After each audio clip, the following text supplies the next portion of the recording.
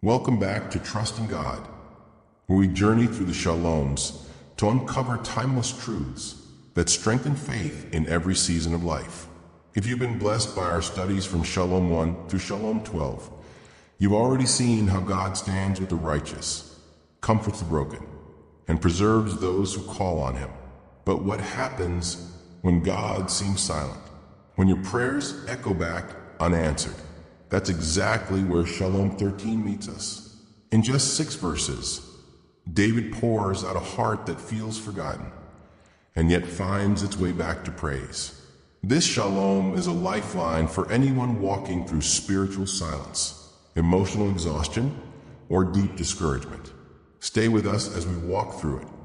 And don't forget to subscribe, because Shalom 14 and beyond will take you even deeper into God's faithfulness. David begins this Shalom not with strength, but with raw honesty. How long, he asks, for times he feels forgotten, forsaken, and left in the shadows. We've all been there, praying, waiting, hoping. But heaven seems silent. This isn't rebellion, it's relationship. David knows God is real. That's why the silence hurts. But by bringing his sorrow to God, not turning from Him, David teaches us that faith doesn't avoid hard questions. It brings them to the throne of grace.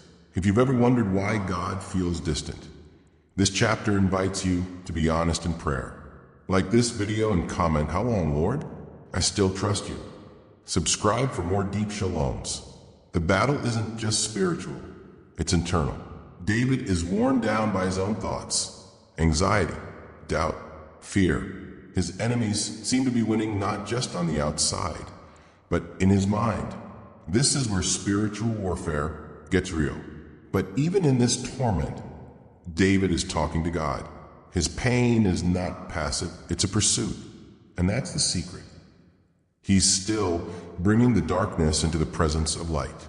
Your wrestle is not a weakness. It's proof you haven't given up. Type, "I'm still wrestling."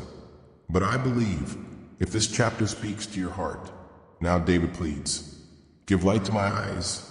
He's not just asking for answers. He's asking for perspective.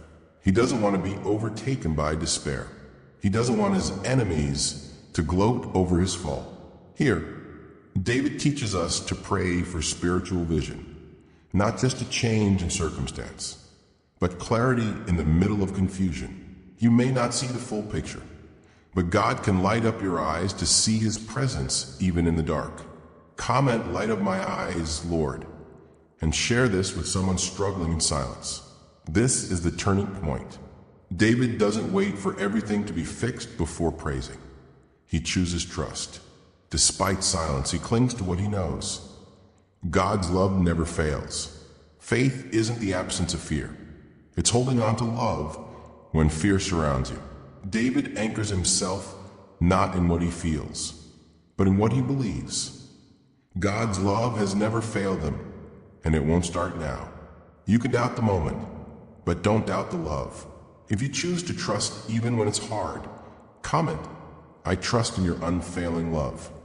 David doesn't just trust, he rejoices. Even before the situation changes, he celebrates the God who saves. This is deep worship, not because it's over, but while it's still happening. Real faith rejoices in God's salvation, even when deliverance is still on its way. It lifts up joy even from the pit. Joy is not about circumstances. It's rooted in who God is. And finally, David sings, "The man who started with despair ends in doxology." He remembers God's goodness. Past faithfulness becomes the foundation for present hope. This is the journey of Shalom 13. From silence to song, from sorrow to strength. And it's a path you can walk to. When you remember His goodness, you recover your song. If God has been good to you in the past, say it in the comments. "He has been good to me." Like and subscribe for more life-changing shaloms. Thank you for spending time with us in the deep, raw, and beautiful message of Shalom 13. If you're walking through silence or wrestling with waiting, know this. God has not forgotten you. His love is unfailing. His light will shine again. and your song will return. Please like, comment, and subscribe to Trust in God so you never miss a message of hope. Watch our previous Shaloms 1 through 12 for powerful truths. And don't miss our next study in Shalom 14, where we confront what it means to live in a world that denies God. Until then, keep trusting, keep praising, and never let go of His unfailing love.